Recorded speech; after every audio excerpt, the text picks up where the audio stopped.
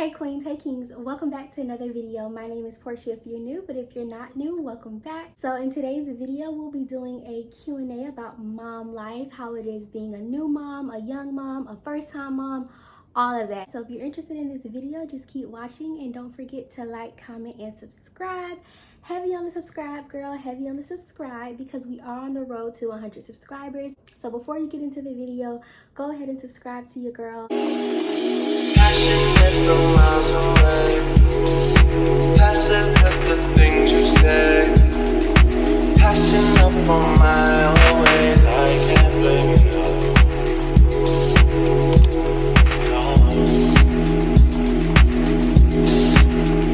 Hey y'all, if you're new here, my name is Portia. I'm 24 years old and I would consider myself a new mom, young mom, all of that. So if you haven't already, go check out my first video, which was my life update. I did kind of briefly go over basically everything that's going on in my life as of the start of 2022. In that video, I did promise you guys that I would kind of go over each life event that I discussed in separate videos.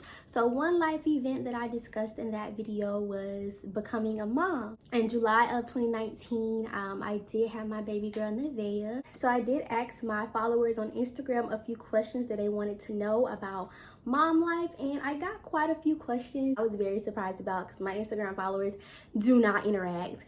But I did get quite a few questions, so I did not write them down. Normally I would have wrote them down in my Melanin Every Month notebook. Today we're going to be using my iPad. I'm going to be reading the questions off of my iPad. But if you don't already, make sure you go follow my business page on Instagram and Facebook at Melanin Every Month and go shop with us. Go get your notebooks, go get your shirts. Whatever I don't cover in the questions, I'll just get into that. Once I'm done answering the questions, I'll just kind of get into, how it's been as a young mom, as a new mom, and how that whole process was for me when I had my baby. So let's go ahead and get into the question. The first question is, what is your motivation to be a full-time mom, go to school, and be a full-time YouTuber? Oh, that's a lot. So this is like a three-part question basically. So my motivation to be a full-time mom is the fact that she needs her mommy full-time. That is my first priority. I mean, my motivation for being a full-time mom is just my baby, knowing that my baby girl has needs, she has wants, so that has to come first. So that's my motivation for being a full-time mom. My motivation for going to school while being a full-time mom, my motivation was there before I had Nevaeh. I always wanted to finish school. My siblings and I, we had a series of unfortunate events happen to us in our life. So that was just something that I always wanted to do. I knew that I wanted to finish college. I wanted to get my degree. And obviously for the career choice that I chose to go in, I have to go to school. My degree is something that was personal to me prior to becoming a mom. And then also, of course, just being a good role model for my daughter. I think that has motivated me a lot when she gets older, and her just being like, hey, my mom graduated college and I want to go to college too. I just want my baby girls to have a positive role model to look up to. And college doesn't always equal success, but I do want to just set the standard so that once, she gets that age, she's just like, all right, my mommy did it, I'm going to do it, because I want to be her number one role model. I think that, I should, as a mother, I should be my baby's number one role model. That's my motivation to go to school. And then my motivation to be a YouTuber is just the fact that I have been working since I was 14 or 15. So I've always had a job, and just like going from different types of jobs, things that I actually kind of enjoyed doing, things that I did not enjoy doing, it just all brought me to the conclusion that I do not want to just be working a job. Like, I think that being a content creator, a YouTuber, is a great source of income for what type of person that I am outside of my career. If it's not my career and my career field, I don't want to do it. And I also think that this is a great hobby for me. I don't really need motivation for YouTube. I don't really look at it as one of those things where it's just like, oh, I need to keep pushing.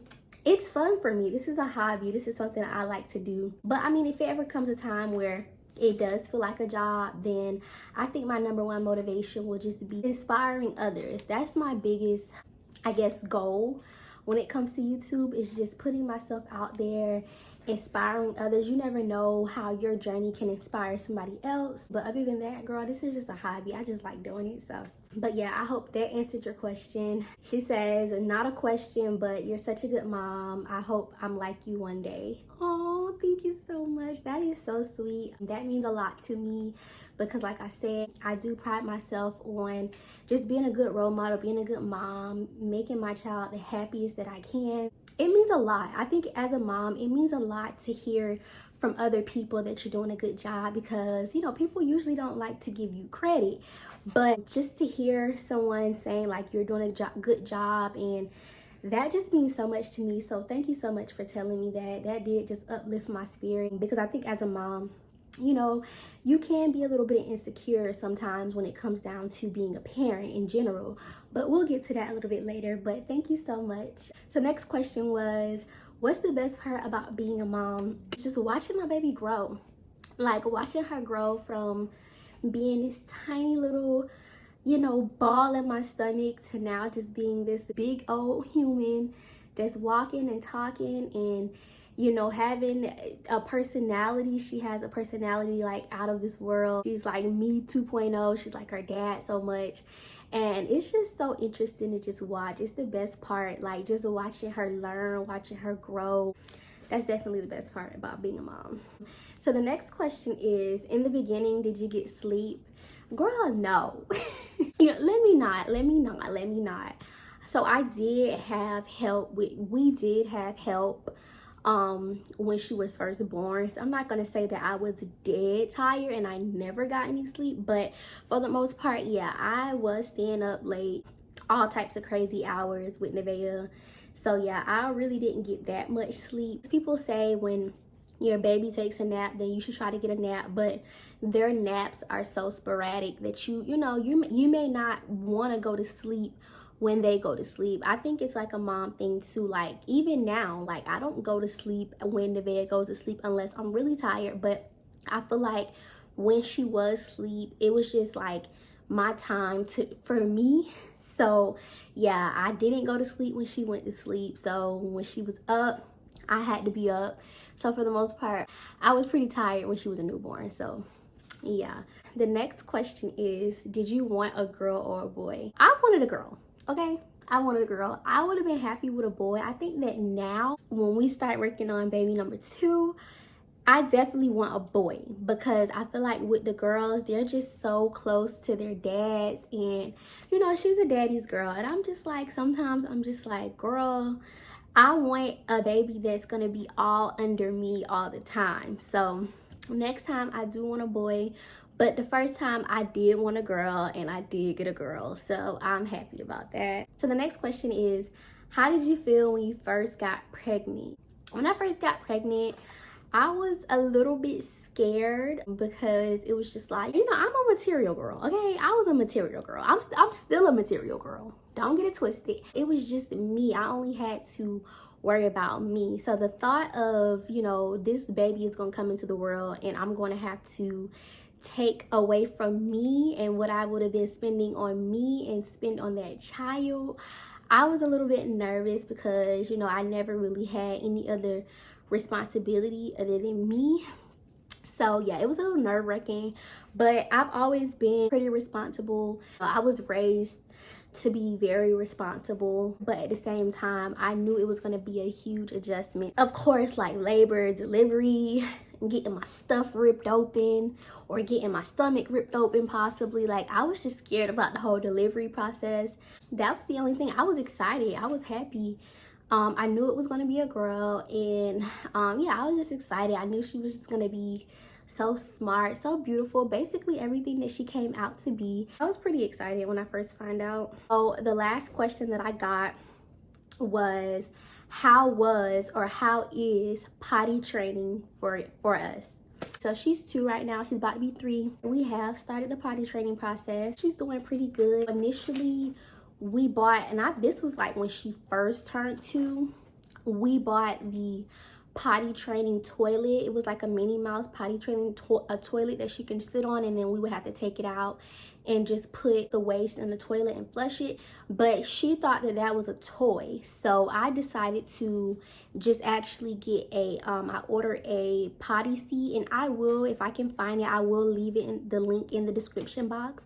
But I got a potty seat and a step stool from Walmart, and so I put the potty seat on the toilet, the real toilet, and she just steps up on a step stool. That's been working pretty well. She knows how to go to the bathroom. Like, she'll say, I have to go to the bathroom. She more so just has a hard time when it's time to poop. When it's time to poop, she does not tell us all the time, but sometimes she does. Like, if it's hurting really bad, if her stomach is hurting really bad, she'll say it. But I think with Nevaeh, she's potty trained, but she's just lazy. So sometimes she will, use the bathroom in her pull-up. So now we're trying to transition to panties. So we've been trying her on with panties in the daytime and pull-ups at night. I mean, I feel like she pretty much got the hang of it, but I think she needs to just wear panties more. We haven't been doing them consistently, but we're about to start doing the panties consistently because she has the hang of it. I think sometimes she just doesn't feel like going. Potty training has been really good. Like I said, her birthday is in July, so I feel like by July she'll definitely be in panties and definitely be going to the bathroom every single time. So let me just go ahead and tell y'all about my experience as a new mom and as a first-time mom.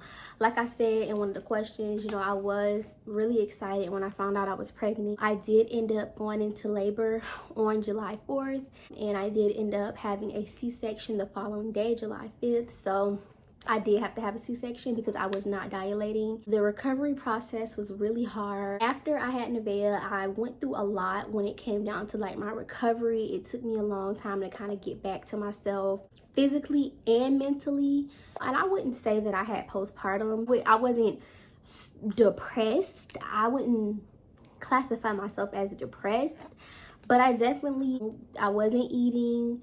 I wasn't combing my hair, doing my hair. I didn't really care. So I was just, focused on just trying to be the best mother that I can be. So it was a little hard to kind of like get out and get back to my normal self. I'm just now getting back to being how I was before. And not even how I was before, because honestly, you're not going to be how you were before. Like, I feel like as a new mom, a first-time mom, it's going to be a new phase. So, of course, old things are going to come back eventually, but you're going to be a whole new person. Your perspective, your life, everything is going to be different. So I wouldn't say I am like I was before, but I'm definitely getting back to giving myself me time. I've just recently, as of like the last 6 months, started just giving myself more me time. For me, it took a while to kind of get back to myself. It's a lot. I am grateful to have had, my husband, and also I did have support when she was first born. It was crazy. I feel like, because like when we had our baby shower was packed wall to wall. Like, there's so many people around you, and there's so many people like, oh, but when you have your baby, people are not going to be there for you like you think they are. You can't expect people to be there for you. So like I said, I was already, I don't think it was postpartum, but I was already not really keeping myself up. And I think that a majority of me feeling down, I wasn't depressed, but I was down. Majority of the time of me feeling down came from just me feeling like, the people that I thought were going to be there weren't there. It's not a good feeling, but you can't let that get you down. You can't let that affect your parenting. It's a very eye-opening moment. Everybody has different experiences, but that was just my personal experience. Even now, my baby girl's almost 3, and I'm learning so much. Take the approach of listening to my child, understanding my child, and letting her express herself. And I think that that's been working really well so far. She's very well spoken. That's pretty much it as far as my experience. But if you do end up getting doubtful, just know that you're doing a great job. And it's a learning experience. The whole thing is just a learning and growing experience, but it's a beautiful thing. So yeah, that's pretty much all for this video. Y'all can let me know in the comments some of the things that you learn as a first-time mom, first-time parent, and just leave some tips for others that are watching this video. Thank you guys so much for watching. Don't forget to like, comment, and subscribe, and I'll see y'all in the next one. Passionate from miles away. Passive with the things you say. Passing up on my always, I can't blame you.